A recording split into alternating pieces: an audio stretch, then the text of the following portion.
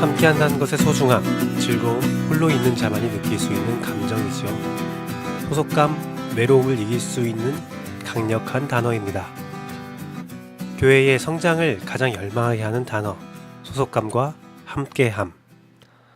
오늘 당신께 주어진 공동체에서 소속감과 함께함을 느끼시기를 원합니다. 그 가운데 위로를 얻고 즐거움을 회복하기를 원합니다. 가정과 직장 관계에서 외롭지 않을 당신을 응원합니다.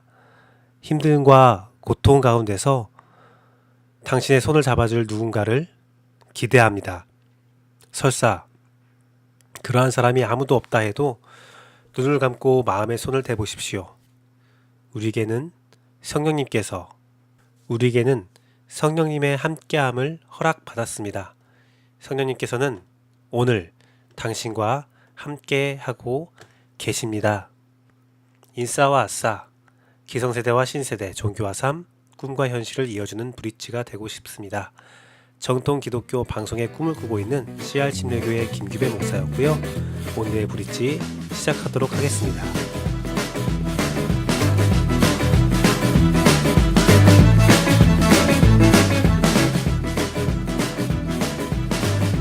오늘 큐티한 남자의 본문은 시편 94편입니다. 시편은 유진 피터스의 메시지로 읽어주고 있고요. 한 번에 50절 이상을 인용할 수 없기에 50절 이하만 다루고 있습니다. 하나님, 악을 끝장내소서. 복수하신 하나님, 주님의 진명욕을 드러내소서. 세상의 심판자이신 하나님, 일어나소서. 거만한 자들을 엄벌에 처하소서. 하나님, 악인이 사람을 죽이고도 무사하다니 언제까지 이런 상황을 허락하시렵니까? 저들이 거드름을 피우고 으스대며 자신들의 범행을 자랑스럽게 떠벌립니다. 하나님, 저들이 주님의 백성을 짓밟고 주님의 소중한 백성을 착취하고 학대합니다. 누구든지 거치적거리면 제거하고 쓸모가 없어지면 살해합니다. 저들은 말합니다. 하나님은 보지 않아. 야곱의 하나님은 점심 드시러 가셨어. 바보 천치들아, 다시 생각해 보아라. 너희는 언제 철이 들렸느냐? 귀를 지으신 분께서 듣지 못하시겠느냐? 눈을 만드신 분께서 보지 못하시겠느냐? 민족들을 훈련시키는 분께서 벌하지 않으시겠느냐? 아담의 스승께서 모르실 것 같으냐? 하나님은 다 알고 계신다. 너희 어리석음을 아시고 너희 천박함도 알고 계신다. 아멘.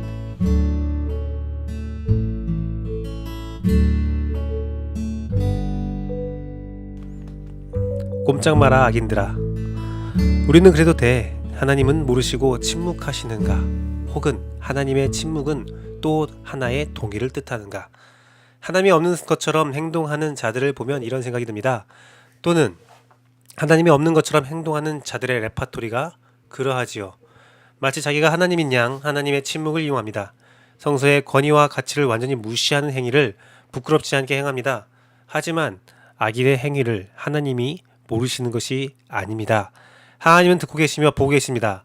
저자의 표현이 참으로 훌륭합니다. 귀와 눈을 지으신 이가 어찌 보지 못하겠는가?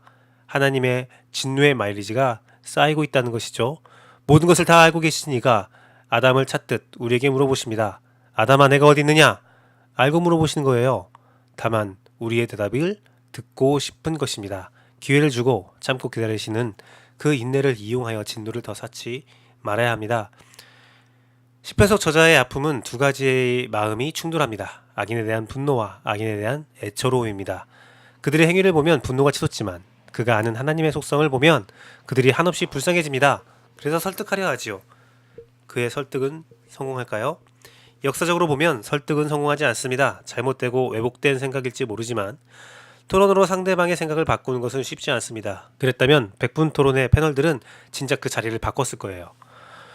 토크의 제왕이라 불리는 사람들이 몇 년에 걸쳐 토론해도 간극은 좁혀지지 않죠. 악인에게 죄를 수없이 말해도 그들은 통 듣지 않습니다. 하지만 외쳐야 하는 것이 믿는 자의 숙명입니다.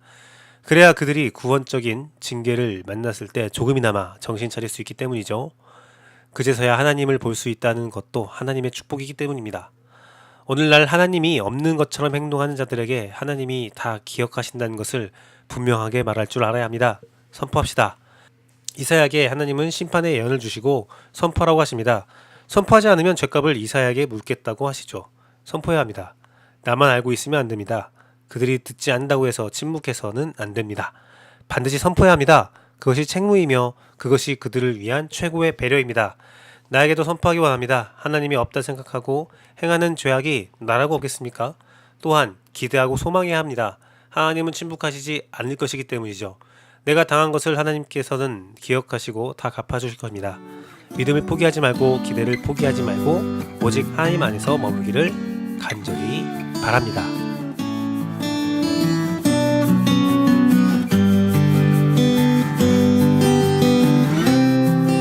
안식은 삶의 막간이 아니라 삶의 절정이다.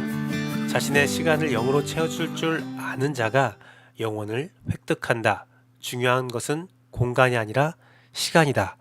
아브라함 젤 햇셀의 안식에 있는 내용입니다. 오늘 한 달 한 거는 아브라함 젤 햇셀의 안식입니다. 저는 이 책을 읽고 오늘날 저의 예배를 묵상해 보았습니다. 하나님과 함께하는 시간을 보냈는가? 하나님과 함께 공간을 쓰고 있는 것인가? 하루하루의 삶이 안식을 향해 나아가며 하나님을 묵상하며 있는가? 아니면 그냥 하루하루 살고 안식하여 쉬었다가 다시 하루를 걸어가는 것인가? 선물로 받은 안식이라는 책 너무나 귀한 선물이었죠. 내가 어떻게 시간을 사용해야 할지, 무엇으로 시간을 채워야 할지, 나에게 진정한 안식이 무엇인지 살짝 보이는 순간들이었습니다. 이제 그 빗장을 열고 활짝 보고 싶습니다. 아브라함 제일 햇셀의 안식, 그 빗장의 열쇠입니다. 오늘 저는 그 책을 정주행하겠습니다. 오늘은 여기까지 하겠습니다. 감사합니다.